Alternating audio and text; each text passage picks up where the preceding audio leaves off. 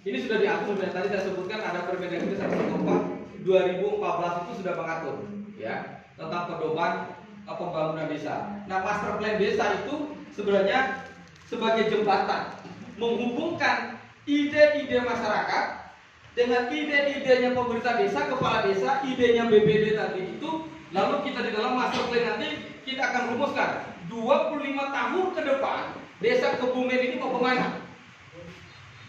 Ya, itu yang coba kita rumuskan. Nah, ini beberapa dasar hukumnya yang bisa menjadi rujukan nanti, ya. Nah, kita lihat di Permendes, PDT dan PMK. Hari ini saya yakin pemerintah desa Kebumen sudah menerimanya. Nomor 8 2022 tentang prioritas penggunaan dana desa ada 3 komponen. Pemulihan ekonomi nasional sesuai dengan kewenangan desa. Ya. Maka pertanyaannya adalah ketika di dalam Permendes mengatakan pemulihan ekonomi nasional sesuai dengan kewenangan desa, maka pertanyaannya adalah apa potensi yang dimiliki desa Kebumen agar dengan seluruh kewenangan, rincian kewenangannya itu ada 140-an rincian kewenangan yang hari ini oleh desa dibagi hanya menjadi 4: kewenangan pemerintahan, pembangunan, pemberdayaan, pembinaan. Padahal ya ada 140-an rincian kewenangan yang dimiliki desa. Oleh sebab itu jangan khawatir. Misalnya di sini, pasalnya di sini kan ada perhutani, boleh nggak kami mengelola? Boleh, boleh. Karena ada kewenangan apa? Kewenangan lokal berskala desa. Kalau ada kawasan perhutani miliknya pemerintah pusat tapi masuk di dalam desa Kebumen, boleh nggak desa mengelola? Boleh.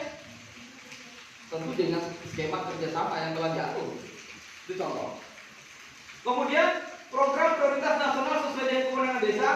Terus terakhir ada mitigasi. Kalau isi Permendes ini tadi, kemudian kita hanya menerjemahkan secara administratif, oh nanti sesuai dengan PMK, BLT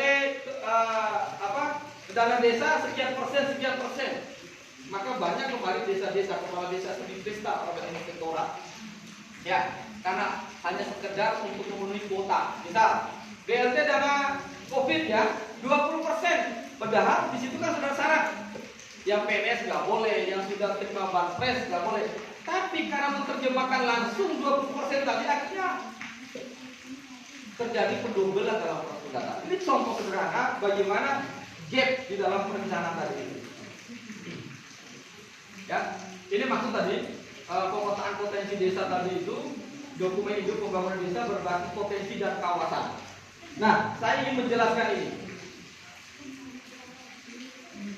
Mas Ari, bagaimana menghubungkan desa Kebumen, Temanggung ini dengan KSPN Borobudur? Ya, maka di dalam Undang-Undang Desa dan Permendagri tentang dana desa itu mengatur tentang pembangunan kawasan pedesaan dan perdesaan. Ada 2. Kalau pembangunan kawasan perdesaan itu berarti pembangunan lintasnya itu antara desa dalam satu kecamatan, antara desa dengan desa-desa lain di dalam satu kabupaten. Sedangkan kawasan desa adalah kawasan yang mengintegrasikan potensi masing-masing dusun di dalam satu desa. Ya. Ini pemahaman yang penting di dalam bagaimana melakukan pemetaan potensi desa. Ini saya bilang tadi, kita menggunakan DIP. DIP itu terakhir untuk menyusun skala prioritas. Ya, tapi yang paling penting DIP, daftar inventarisasi potensi. Ya. Ini nanti prosesnya kami akan melakukan ini ya dengan tentu lagi basisnya adalah potensi desa.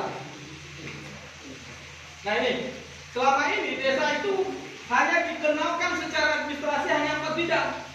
Bidang pemerintahan pasti menggunakan ADD, bidang pembangunan, pembinaan, pemberdayaan itu menggunakan DD atau tambahan lain dari PAD, jelas itu.